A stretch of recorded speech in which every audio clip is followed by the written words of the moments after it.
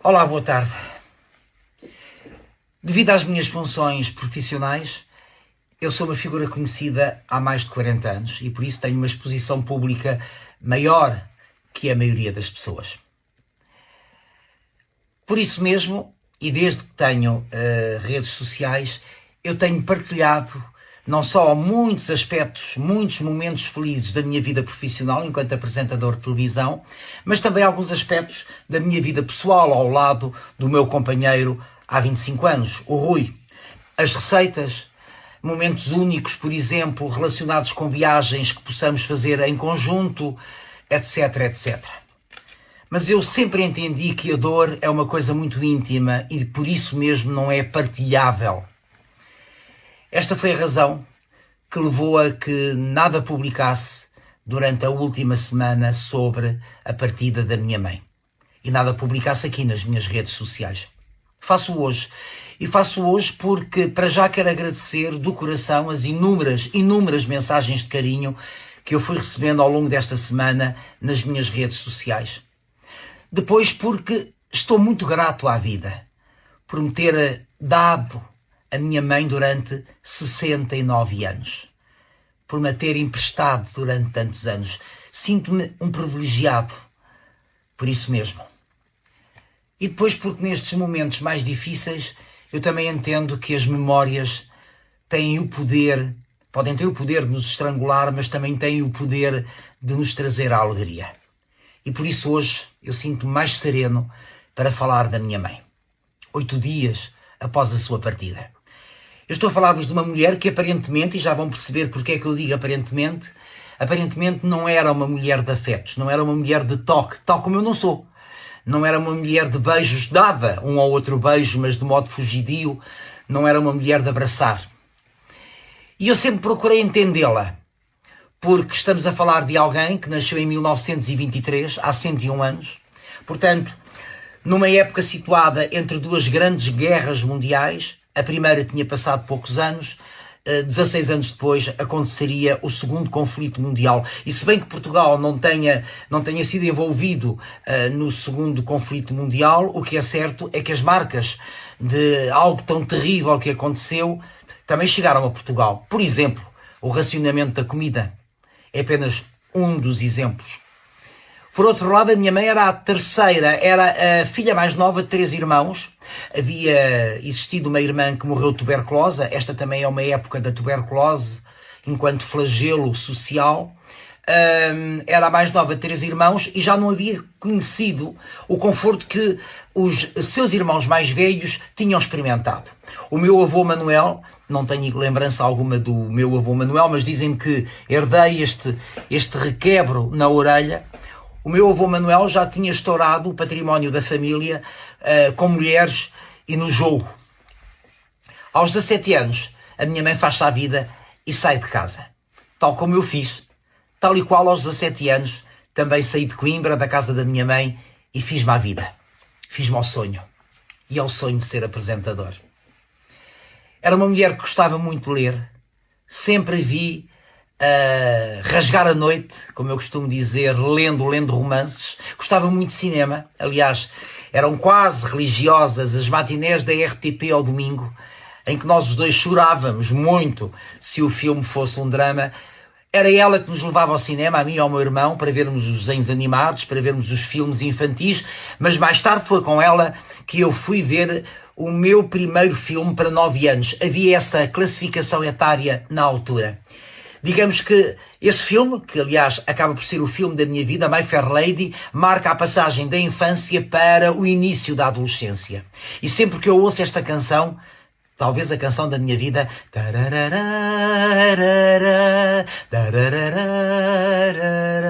eu viajo àquela noite mágica vivida no Teatro Gil Vicente, em Coimbra, com a minha mãe. Depois era uma mulher que tinha mãos talentosas para malha. Fez-nos inúmeras camisolas de lã maravilhosas, lisas, matizadas, com tecidos, com fantasias, com golas junto ao pescoço, mas também com decotes em barco. Ela fazia todo o gosto em que tivéssemos as camisolas mais bonitas do liceu ou da escola primária. as mãos talentosas eram mãos também que cuidavam de outras mãos e por isso ela foi durante toda a vida manicura. Começou aqui em Lisboa, onde aliás conhece o meu pai, aquele que viria a ser o meu pai, justamente num salão de beleza, e depois, largas décadas, já após a sua separação do meu pai, ela é manicura no salão mais elegante, no cabeleireiro mais elegante da cidade de Coimbra, o Salão Azul. Teria um salário base muito baixo, mas ela ganhava a percentagem. Quanto mais mãos fizesse, mais ganharia. E depois ainda havia que acrescentar as gorjetas, as gratificações, como ela dizia. Uma verdadeira instituição na vida da minha mãe, porque ela sempre foi gratificando até ao último dos seus dias. E assim ela conseguia ter um salário muito confortável para que nada nos faltasse, para que não nos faltasse aquilo que ela entendia ser o primordial, digamos assim. Alimentação, portanto, boa comida, o chocolate, um chocolatinho sempre ao sábado, se nos portássemos bem. Para que não nos faltasse roupa bonita, ela fazia todo o gosto em que andássemos sempre impecáveis, tal como ela sempre andou impecável, e para que não nos faltasse, sobretudo, a instrução. Andámos no Jardim Escola João de Deus, em Coimbra, e depois fizemos, claro, a primária ou secundário, e se quiséssemos, poderíamos ter ido para a faculdade. A minha mãe fazia todo o gosto em que eu fosse advogado, e ainda cheguei ao primeiro ano da faculdade de Direito. Mas a minha vocação era outra completamente diferente. Para além disso, o dinheiro era muito importante para a minha mãe, porque assim não dependeria nunca de homem algum. E isso aconteceu sempre ao longo da sua vida. A independência da minha mãe tinha muito a ver com o seu poder económico. Nunca dependeu do meu pai, ainda que estivesse casada com ele pouquíssimos anos, 4, 5 anos, e tampouco dependeu daquele que foi depois do seu segundo companheiro durante mais de 10 anos. Portanto, ela foi sempre independente face aos homens. E isto é tão mais importante se pensarmos que estamos na década ainda de 50, na década de 60, quando as mulheres eram muito menorizadas face aos homens. Mas a minha mãe era uma mulher rebelde e livre, lutando pelos seus direitos num mundo em que as mulheres não tinham acesso a tudo o que os homens tinham. Aliás, ainda hoje há todo um caminho a fazer, se bem que já tenham alcançado muitas conquistas pela igualdade face aos homens. A minha mãe fez da vida aquilo que quis. Foi sempre senhora da sua vida. Aliás, talvez a frase que eu mais escutei ao longo da sua vida tenha sido esta: ninguém manda em mim. E realmente ninguém mandava nela. Era indomável. Curiosamente é uma frase que eu repito muitas vezes. Ou não fosse filho da senhora minha mãe. E também não tivesse esse tipo de ginete. Foi senhora da sua vida e foi senhora da sua morte. Porque ela morre aos 101 anos, tal como queria, serenamente, na sua casa e na sua cama. Na sua casa, na casa em que viveu durante 60 anos. A minha mãe estava lúcida, perfeitamente lúcida, portanto, com todas as suas faculdades cognitivas, contudo muito perra de locomoção. Até na morte, ela mandou, ela teve a última palavra. E deixou-nos uma carta. E, surpreendentemente, deixou-nos uma carta que tanto eu como o meu irmão desconhecíamos existir. Esta carta foi escrita em 2003, portanto, há 21 anos, no dia 8 de maio. No dia 8 de maio de 2003. Exatamente, perdão, no dia 8 de junho, 8/6 de 2003.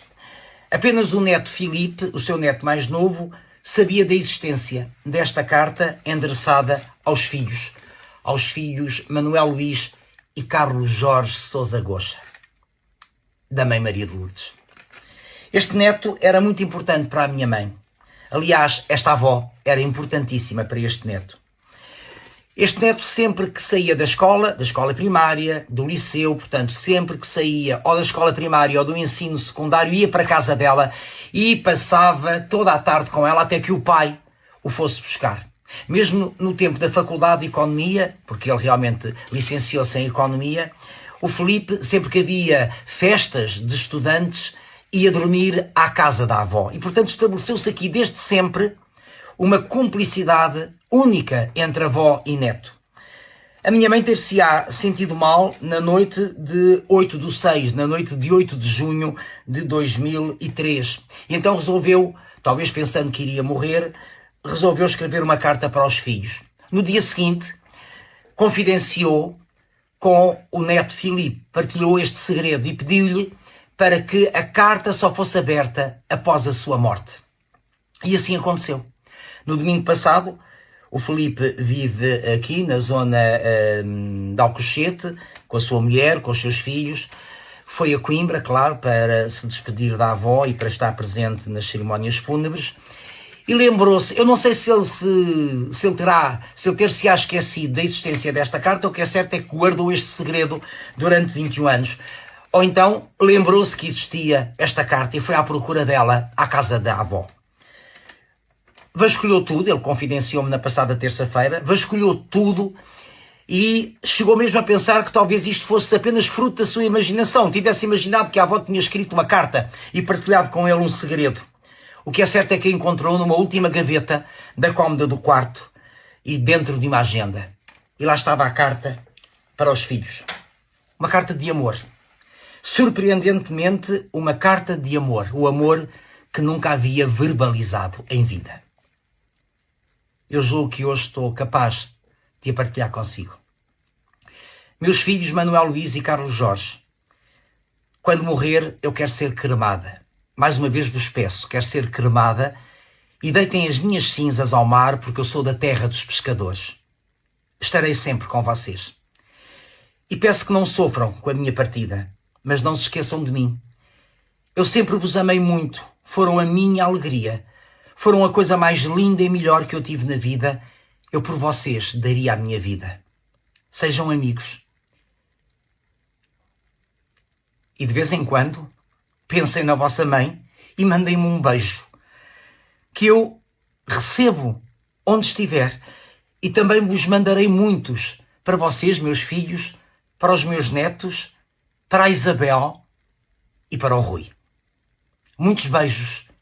Adeus até um dia. Eu estarei sempre ao pé de vocês. E peço a Deus por vocês, meus filhos, e pelos meus netos. Muitos beijos e até sempre.